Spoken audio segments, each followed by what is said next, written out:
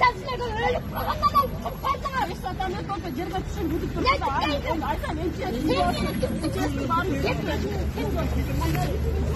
Ders taktırmayın, ders taktırmayın.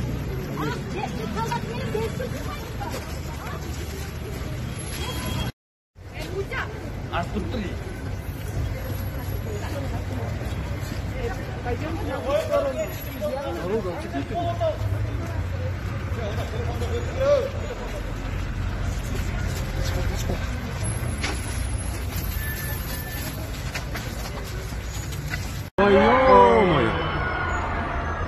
Ё-моё!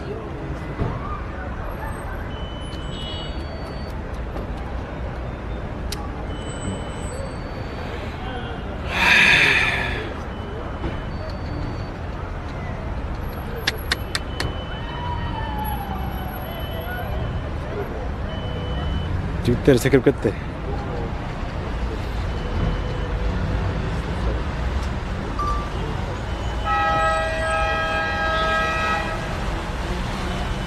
Ассаламу алейкум, урматтуу кыргыз элим, кыргызстандыктар.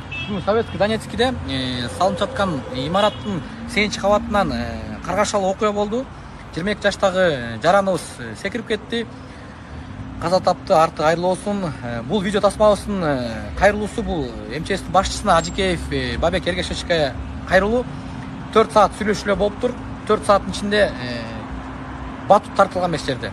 Спасательный кругтар жок, эчтеке жок, эч кандай дайындык жок. Сүйлөшүүлөр өтө төмөн жүргүзүлгөн. Анткени бул биздин алсыздыгыбыздын биринчи белгиси.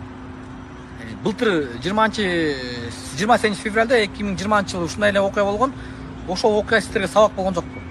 Бунун баарына ким жооп берет? Өзүңүз келип ушунун баарын контролдош керек болчу. Бизге уруксат берсеңиздер, биз балчыдан, чолпонтодан батут тапкан келен жетишмекпиз 4 сааттын ичинде.